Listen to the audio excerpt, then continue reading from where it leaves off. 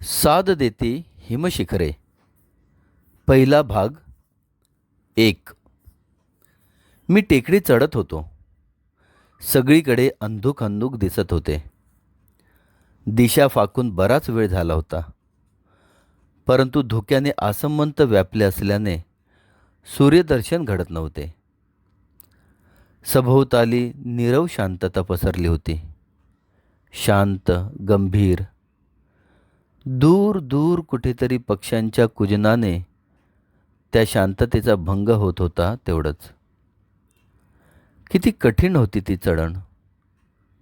पण ती चढण चढून चालण्याचे श्रम झाल्याने इतकी झोंबरी थंडी असूनही अंगभर एक गोड उबदार शिरशिरी जाणवत होती. कसल्याशा गाण्याची लकेर गुणगुणत मी गिरीशिखरावर आलोही. एव्हाना सूर्यबिंब कितीतरी वर आले होते आणि त्यामुळे आसमंत उजळून जे दृश्य समोर ठाकले होते ते इतके आल्हाददायक होते की जीव नुसता उल्हासाने फुलून आला. मनात येऊन गेले, एवढे श्रम घेतले त्याचे चीज झाले. किती सुंदर, किती नयन मनोहर. जिकडे पहावे तिकडे सभोवतालची बर्फाच्छादित शिखरे सुवर्ण मुकुट घातल्यासारखी दिसत होती. खालच्या सपाटीवरही बर्फच बर्फ पसरले असून जिथे तिथे ते सूर्याच्या उष्णतेने वितळत होते. तिथे तिथे हिरवळीची छटा अधूनमधून डोकावत होती. भोवतालचे हृदयंगम दृश्य, बालसूर्याचे ते गोजीरवाणे लाल लाल रूप, मंद शीतल वाऱ्याची झुळूक, निस्तब्ध शांतता, सारे सारे इतके आल्हाददायक होते की त्या थंडीतही मला हलके फुलके झाल्यासारखे वाटत होते. उत्साहाला जणू उधाण आले होते. त्या भरात समोर दिसणाऱ्या दुसऱ्या टेकडीवरही चढून जावे, किती मजा येईल, अशा विचाराने मी 2 पाऊले टाकली देखील. तो पाठीमागे कोणीतरी असल्याची जाणीव झाली. जनता संपर्कापासून खूपच दूर दूर अभूतपूर्व अशा सौंदर्याचा निर्वेद अनुभव घ्यायला मी या गिरीशिखरावर आलो आहे, अशी माझी कल्पना. पण त्या बेभान स्थितीत चालून लागल्याने मी एकटा नाही या जाणीवेने थरकलो ने एकदम दचकून मागे पाहिले. माझ्यापासून थोड्याच अंतरावर भगवे वस्त्र परिधान केलेला एक संन्यासी उभा होता. इतके भव्य व्यक्तिमत्व मी यापूर्वी पाहिल्याचे मला तरी आठवत नव्हते. उंचच उंच पण धिप्पाड शरीराची ठेवण, ओठ जरासे विलग होऊन स्मित फुटलेले, पण केवढे मनोहारी, अतिसुंदर चेहरा, गोरी गुलाबी कांती, तेजस्वी पण सहृदयता ओसंडूत आहे असे नेत्र, शक्तीचा जणू स्तोत्रच असा बलिष्ठ देह, गोऱ्या उघड्या गळ्यात रुद्राक्षमाला, तर शिरोभागी सोनेरी जटांचा मुकुट, उजव्या हातात त्रिशूळ नि पायात खडावा. माझी स्वतःची उंची 6 फुटापेक्षा जरा जास्त असल्याने मी स्वतःला उंच समजत असे. पण माझ्या पुढे उभी असलेली मूर्ती माझ्याही पेक्षा 8-10 इंचांनी जास्तच उंच होती. मी दचकून वळलो आणि स्तिमित दृष्टीने त्या संन्याशाकडे पाहत राहिलो. याची त्याला गंमत वाटली असावी असे दिसले. हुकुमी पण अत्यंत मधुर आवाजात तो म्हणाला, एकही पाऊल पुढे टाकशील तर प्राणाला मुकशील. समोर दिसते आहे ती टेकडी नाही, ती प्रचंड हिमराशी आहे. त्याखाली हजारो फूट खोल अशी घळई आहे. या रस्त्याने जाऊ पाहशील तर त्या गर्तेत तुझे नामो निशाणही राहणार नाही. या गिरी परिसराची तुला माहिती दिसत नाही आणि अशा ठिकाणी वाटाड्याशिवाय हिंडणे धोक्याचे आहे. मौज मजा करायला जाशील आणि जीव मात्र गमावून बसशील. तेव्हा शहाण्यासारखा माझ्या पाठोपाठ ये, मी तुला तुझ्या मुक्कामावर सुखरूपपणे पोचवतो. केवढ्या भयंकर संकटातून मी वाचलो. या कल्पनेने मी लीन होऊन अभिवादन केल्याने म्हटले, महाशय, आपण कोणीही असा, माझा जीव वाचवल्याबद्दल मी आपला अत्यंत ऋणी आहे. माझे वाक्य ऐकताच तो संन्यासी मोठ्याने हसला. पांढऱ्या शुभ्र मोत्यासारख्या त्यांच्या दंतपंक्ती चमकून गेल्या. अगोदरच उशीर झाला आहे, तेव्हा झपाझप पाय उचल, नाहीतर वितळणाऱ्या बर्फातून डोंगर उतरून जाणे धोक्याचं होईल. तो म्हणाला. एकही शब्द न उच्चारता मी त्याच्या पाठोपाठ चालू लागलो. उतार उतरून जाणे तसे सोपे होते, पण वितळलेल्या बर्फाने पाय घसरून केव्हा कपाळमोक्ष होईल याची भीती वाटत होती. तो अगदी सहजपणे चालला होता. धोक्याच्या वळणावर मला जपून नेत होता. असे कितीतरी अंतर चाललो नि तेवढ्यात एक बर्फाच्छादित खडक समोर आला. संन्याशाने तो केव्हाच ओलांडला, मला मात्र तो ओलांडायला जरा वेळ लागला. लवकरच एका गुहेच्या तोंडाशी आम्ही पोहोचलो. त्याने हलकीशी शीळ घातली. त्याबरोबर महाभयंकर नि क्रूर दिसणारे 2 कुत्रे बाहेर आले.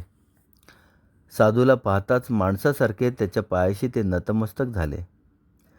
त्याने त्या दोन्ही धुडांना सहज नि ममतेने उचलून आपल्या बाहूत घेतले. त्याच्या शक्तीची मला कल्पनाच करता येईना. घाबरू नकोस, साधू म्हणाला. भीतीदायक दिसतात खरे हे कुत्रे, पण आहेत अगदी गरीब. त्यांच्यापासून काही अपाय नाही पोचणार तुला. गुहा चांगली ऐसपैस, सुंदर नि आरामशीर होती. आत चांगले उबदार वाटत होते. स्वच्छता इतकी दिसत होती, त्याकरता कोणीतरी चांगलीच मेहनत घेत असले पाहिजे असे स्पष्ट जाणवत होते. व्याघ्रांबर, मृगाजीन नि काळविटाची कातडी यांनी सर्व जमीन आच्छादलेली होती, पण त्यातही सौंदर्यदृष्टी दिसत होती. एका कोपऱ्यात मऊ मऊ लोकरीची पांघरुणे नीट घड्या घालून ठेवली होती.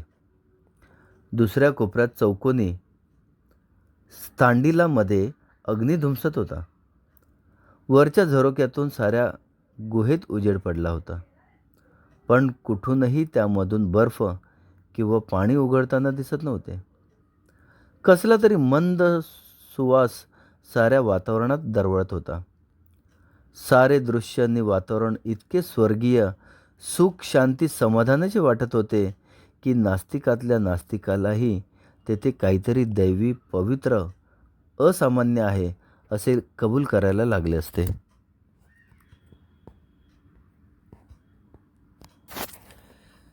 साधूने मला बसायला सांगितले आणि म्हटले, तू दमला आहेस, थोडी विश्रांती घे. तुझा श्रम परिहार करण्यासारखे काही मला देता येते का पाहतो. त्याने आपले हात पसरले. काय कसे मला कळले नाही. त्याने आपल्या हाताने गरमागरम दुधाचा लोटा माझ्या पुढ्यात ठेवला आणि म्हटले, एवढे दूध घे, म्हणजे तुला कसे ताजेतवाने वाटेल. गाईच्या दुधासारखी या जगात उत्साह आणि शक्तिवर्धक दुसरी वस्तू नाही. मी खरोखरच थकलो होतो. मला तहान लागली होती.